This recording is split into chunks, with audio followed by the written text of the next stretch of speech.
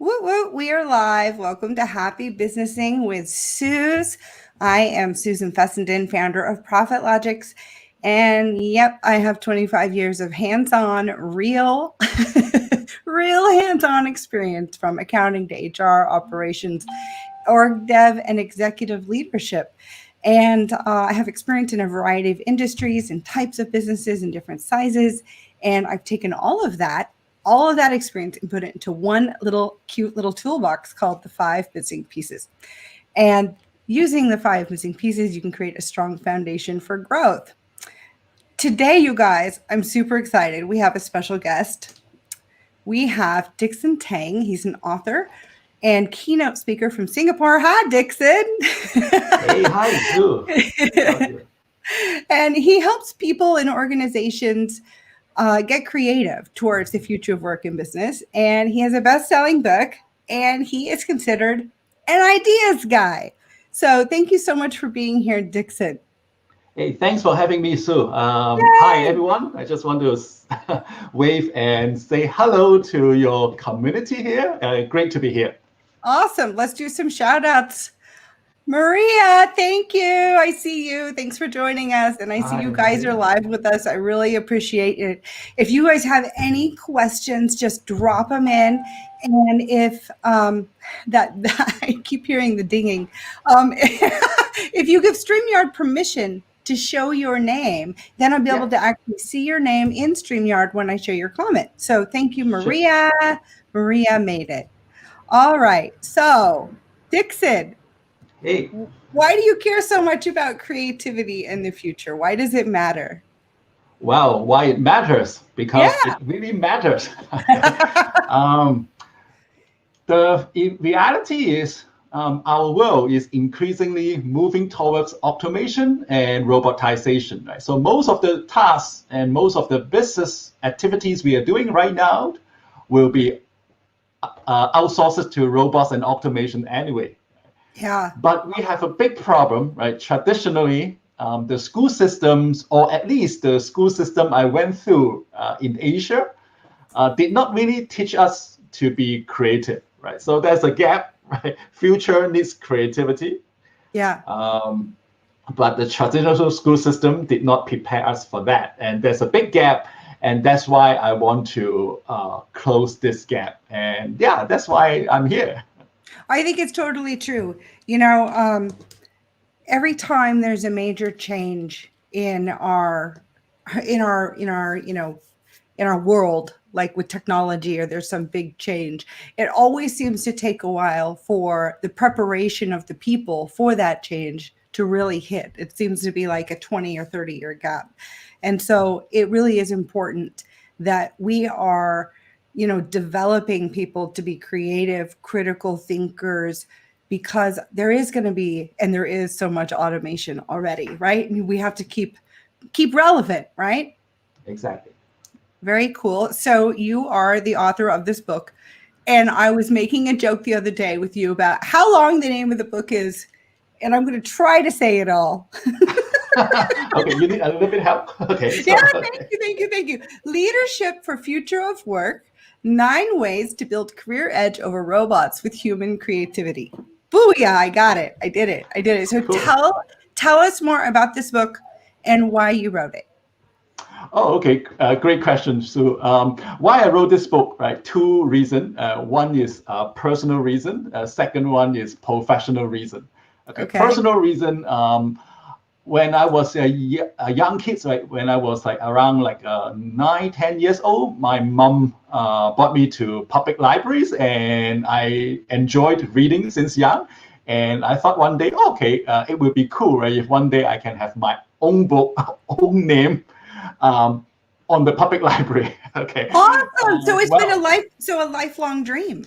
Yeah. So I at that point of time I wasn't know what is considered as an author, what is a bookstore. There wasn't Amazon back then, right? But I know, right, one day I want to put my book, right, maybe on the shelf of a public library. Right? So that's a little childhood dream. Right? So that's one. The other reason, the professional reason, for me, I'm based in Singapore. I'm based in Asia. My full-time role is actually a keynote speaker, a training facilitator. And for me, I feel that I really want to write a book because I believe that a book is a great tool to share my thoughts, to demonstrate my expertise, and also a book is a great tool to connect with other people, right? So that's the two reasons, right? Personal childhood reason and also professional reason, right? Why I write this book. And of course, in the context of like future of work, automation, robotization, and as I mentioned to you, I really want to bridge the gap, right? Because future needs that. Traditional school system are not supplying creativity. So there's a big gap. I want to close it with my book. Very good. I love it. Okay, so we're going to dive in a little bit more. So in your book, you mention a specific 3I model, which is a methodology to help leaders and business owners embrace creative leadership. And I want you to explain to everyone, what is this 3I model? Okay, wow, thanks for the opportunity. I will give you a brief overview of that 3I model, but primarily my book basically helps individuals as well as business leaders as well as business owners to develop the creativity much needed in this like industrial revolution 4.0 or whatever you call it. Right? So basically, this is to help individuals and business owner to get creative. A lot of people saying that, hey, creativity is such a broad topic, right? How can we effectively learn creativity, right? So I boil it down into three things. I call it the 3I model. The first I is what I call individual mindset. Right? Individual mindset meaning that you as a business owner, you as a business leader, you need to embrace a creative mindset. Right? You have to say why not rather than cannot. Right? So you must have an open mind to say yes, right? To say why not, right? So that is the first I talk about, right? Which is about. I want to jump in. So Please. First of all, I want to do a couple shout outs. Thank you, Paul. We see you. Hi. Sandra says she's learning a lot listening to the show and the guests. So yay, thank you. Hi. Hello, Kamal. Thanks for watching. You guys, if you have questions for Dickson, you can put them in the comments or just say hello and tell us where you're watching from. So going on to that, that comment that you just made. So I had a coach once a long time ago, and you know how sometimes you get to a roadblock to problem solve, and maybe your first reaction is, how are we going to do that? Right? But just flipping it. How are we going to do that? It changes your mindset, right? It's a mindset shift where you're not, reluctant. You're not grumpy about it. You really embrace the challenge and, focus on what are the creative solutions. Exactly. So that's what I call the first I, right? Individual mindset. That means you have to say why not, right? To opportunity, right? So that's the first one. You need to pick up if you really want to be creative and open-minded. So that's the first one. The second I is what I call infrastructure. Right? Infrastructure means the way you do things, right? The way you get things done, right? In your business, in your work. So that is particularly relevant to business owner and business leader because traditionally, we might have certain processes in place, right? Step 1 to 10 to get certain tasks done, right? But right now, with the advances in technology, right, you might not need to go through step 1 to 10. Right? So you need to have this like a creative infrastructure, kind of like get things done differently, right? Try to look at your process and see if you can streamline and make it more smooth, right? So that's the second way the leader can drive creativity in the operation. Okay. Yeah. And of course, so I talk about individual mindset, infrastructure, right? Then the third I is what I call ideas, right? As a leader, your job is not to dictate, your job is not to direct, but your job is actually encourage people to come up with ideas, to prioritize idea, to try implementing some of the ideas, because I believe ideas are the new currency towards the future, right? So to summarize Absolutely. it, 3I: individual mindset, infrastructure, and ideas. Right? So yeah, so that's Lovely. my little secret sauce, right? To I love it. empower I people. love the secret sauce. And I like it for a couple of reasons. One, you tackle the individual mindset, which is, key to everything. Then you talk about infrastructure. And, I'm a huge, huge proponent of leveraging your company culture. You have a culture that is solid and that encourages, this type of creative, people to be autonomous and authentic. You're going to get the most out of them, right? And then the idea side, I'm going to show this little map here pretty soon that will give people kind of I'll share my screen in just a minute, you guys. So we have Irv saying hi. Thanks, Irv. Great topic. We appreciate it. You guys, thank you so much for watching. Drop us a comment, ask Dickson a question, and let us know where you're watching from. Awesome. Okay, so you can see my eyes are shifting around because I've got two different monitors. So around creative leadership, I did this wrong. Hold on just a moment, please. Give me just a moment. My apologies. Okay, well, how does this relate to small business ownership? Why do they need to care, and how will they benefit from this? Okay. Couple reasons for small business owners, right? Why do you need to care about creativity? So a lot of small business owner that I interact with, I notice that they want to do innovation, right? So they want to have like a product innovation, process innovation. So they want to go all in, right, to do innovation, right? That's fine. But the prerequisite to innovation is you yourself need to be creative, and you need to get your team, right, to be creative, right? So that's why I think the prerequisite to innovation is you need creativity in yourself as well as in your team, right? So that's the reason number one. Reason number two is nowadays the marketplace is increasingly uncertain, whether there's a pandemic or no pandemic, right? The marketplace is already very uncertain, right? So in this case, you need to be really spontaneous. You really need to be creative. You really need to seize the market opportunity and do something differently, right? So that means you have to react fast, right? You have to react fast. And so these are the two reasons, right? Why the business owner, right, need to pay more attention to creativity nowadays. Yes, I call that being nimble. Exactly. And, I think it's actually a strength that small businesses have in a way that large organizations sometimes struggle with. Because you're a small business, this is why one of the many reasons why I love small businesses so much is because they are nimble. When you need to make a pivot or a change, you're not trying to change the course of an entire cruise liner, right? You're able to move very quickly. And, I see a lot of small businesses when COVID happened, not really being able to pivot quickly because they didn't have that creative mindset, right? And so encouraging them to, go ahead and be nimble. One of the things I also work with them on is never relying on just one revenue source, one revenue line in your business, right? So yes, you want to have your value proposition align with your brand, align with your core values and your culture.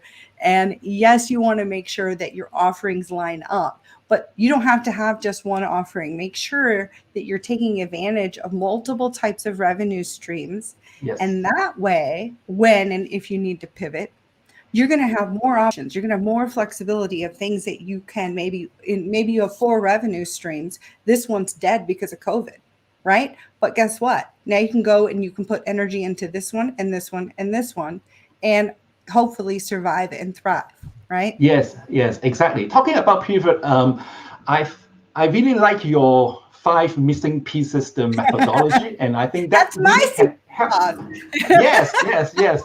And I think that is tremendous value to small business owner, right? Especially when they need to change direction in the context of the marketplace changes. Yeah. So I think, I mean, if you are a small business owner, right, you need to pivot quickly. Yes, you can do it. You need to do it, but you also need some like strategic planning or to have some clarity in your new direction. So so I think, Sue, you are doing great things. Right? Awesome. Very good. I'm sure some of you can relate. We can hear some munchkins in the background. We are all working from home and remote days. So, isn't it funny how back in the day, remember there was some news reporter who did some interview and his kid came in the room and it was this big deal, right? But now with COVID, we all know we have to live our lives. We have pets and we have kids and we have things going on in our household. So don't be surprised if there's another kid coming in, right? So that will be your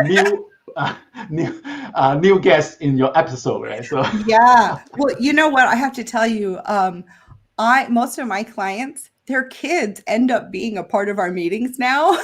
Okay, fantastic. I always believe that, right? How you run your business is similar the way how you run your family, right? So if you run your family with love, right, you kind of like run the business with love, right? If you run your family with systems, then you probably run your business with systems. Exactly. Hey, Haley, thank you for saying hi. She's watching from Cary, North Carolina. Okay, Love Haley Gray. Haley is the founder of Women's Entrepreneur Network, you guys. At the bottom of my post, we might as well just go ahead and do some group shout outs right now. At the bottom of my post, you guys can go live also if you want. There are links to go live in Women's Entrepreneur Network and Small Business Owners United. These are two amazing groups on Facebook for small business owners. We're also live in Skyrocket Your Biz, my small business group on Facebook, and Bedrock Business Builders. That's Joe's group, and YouTube and LinkedIn and my profile. So thank you guys all for being a part of the show. Okay, so let's get back to this. I have my questions and then I moved them. So I want to now dive in a little bit more to your 3I model. And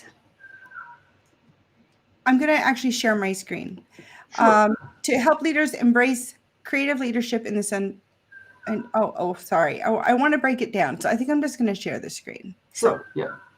Sorry about this.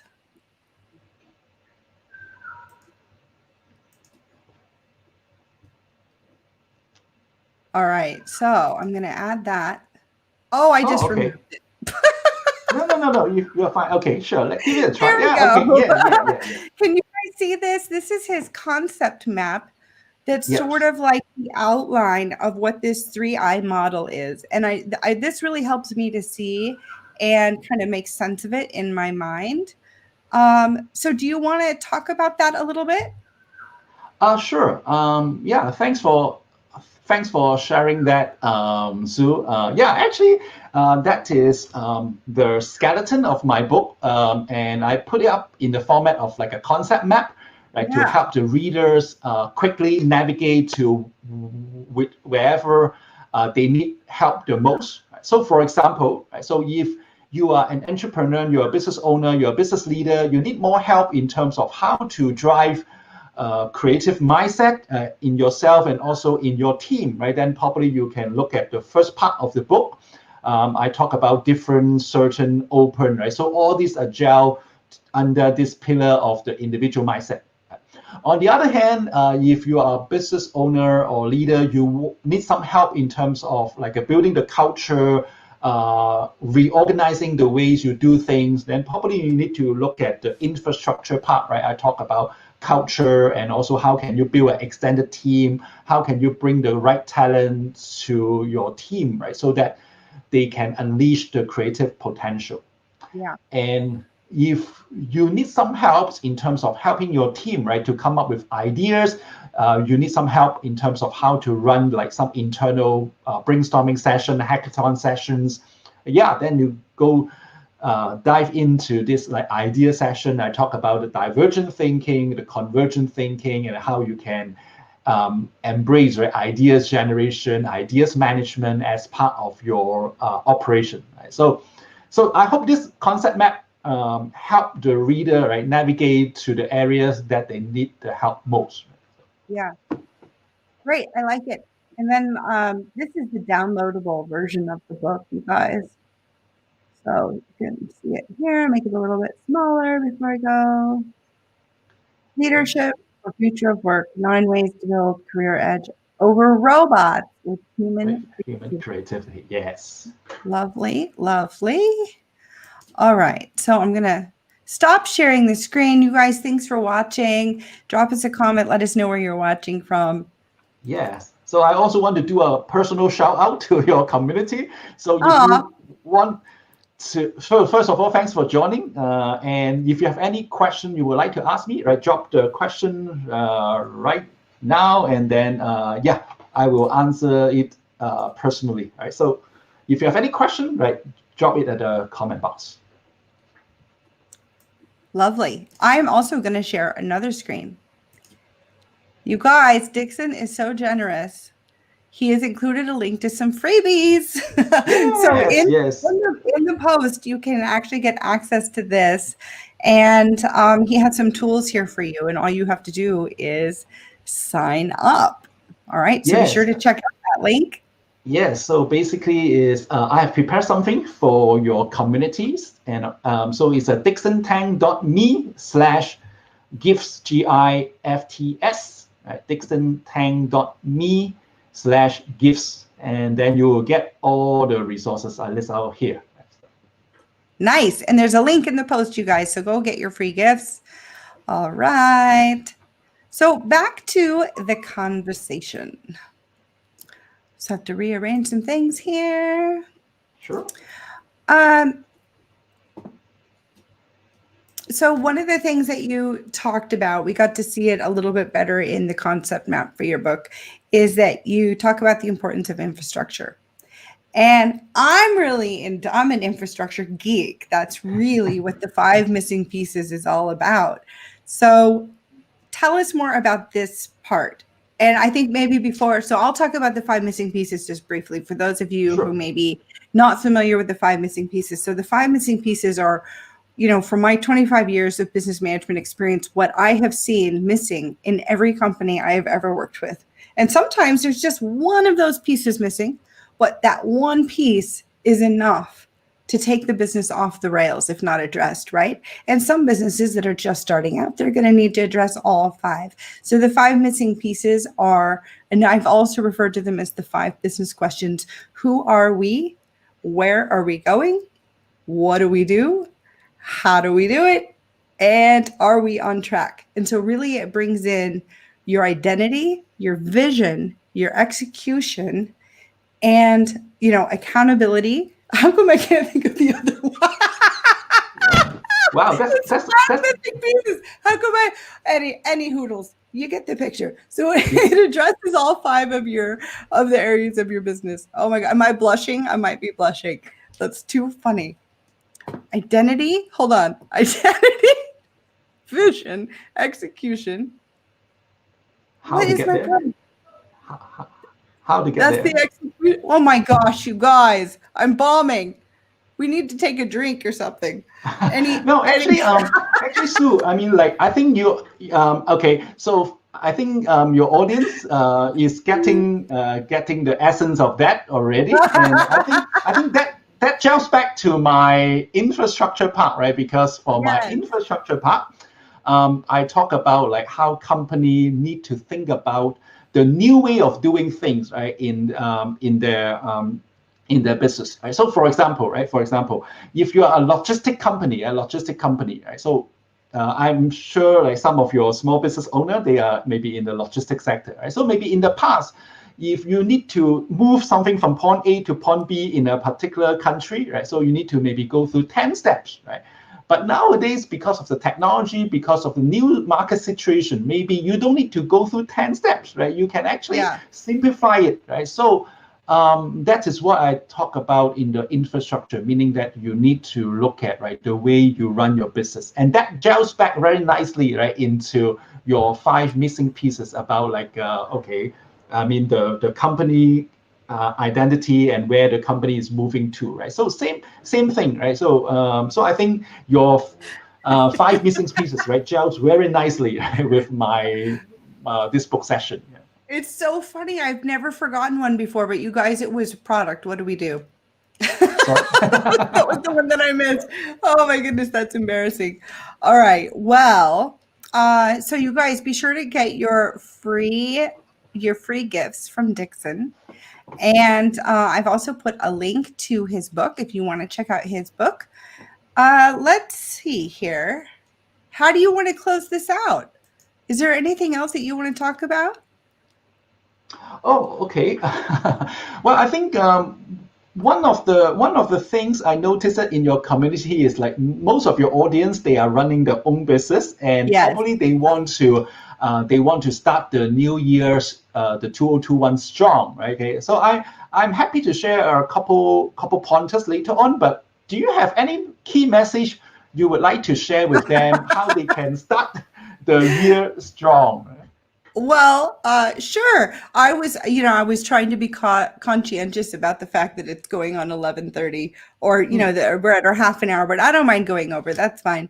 So, I had done a couple of posts about this. I know that 2020 has been really rough, and even for my business, I hadn't started my 2021 planning because I was sort of feeling meh and blah, and unhappy with how I had done with ProfitLogics in 2020.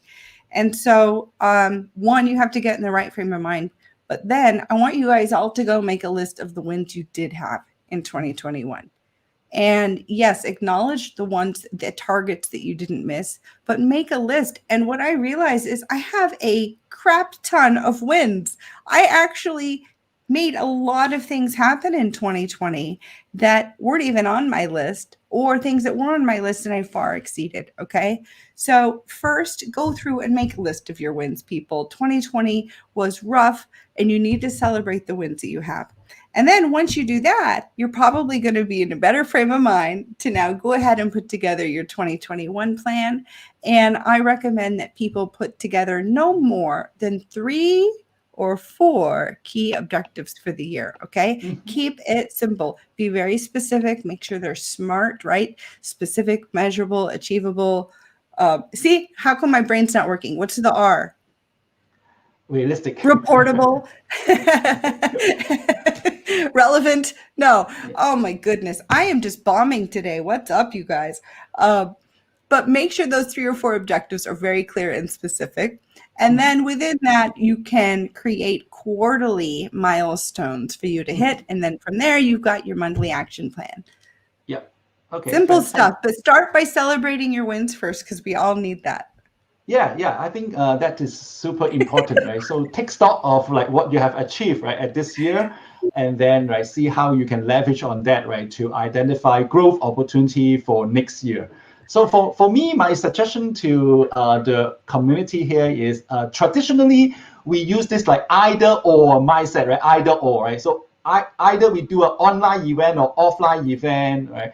But I think in order to pursue growth opportunity in the 2021, you need to embrace the both and mindset, right? So drop the either or mindset, right? Embrace the both and mindset. Right? So both and I love that. Yes. Yeah. What does that mean? Right? Traditionally, we were trained, right, to take an option, right? So either you go for strategy A or strategy B, right? Either you take coffee or tea, right? So, but after this pandemic, right, what we notice is like the market is not enabling you, right, to either choose A and B, right? And in fact, you need to have both A and B ready simultaneously, right? So, for example, totally. If you're running an event company, if you're an event manager, right? So there's no such thing called, this year I'm going to go for online event, or I'm going to organize an offline event. In fact, you need to do both, and you don't know at which point, right? You need to quickly change, right? So you need to think parallel, right? And some of your business owners running restaurants, right? So that is even more obvious, right? It is not about you're running a restaurant or you're running a food delivery service. You need to have both, right? You need to both things need to go parallel, right? So that's the little message I want to share with your audience is in this new year, try to embrace, right, both and thinking, right? Yep. That means like option A and option B need to go simultaneously, right? So I Oh hope my that helps. gosh. That's gold. He's giving you gold, you guys. That's excellent. Yes, that is super important. Both and mindset. Yes. Awesome. Okay. Well, I don't know what was wrong with my brain today, you guys. I had brain farts today. No, you need a drink. You need to have a beer to I don't celebrate know. the Maybe, year end. maybe. We'll turn this into a happy hour show and then we'll be silly. All right. Well, I appreciate you coming on my show and talking about your book and your 3I model and sharing all your wisdom with everybody.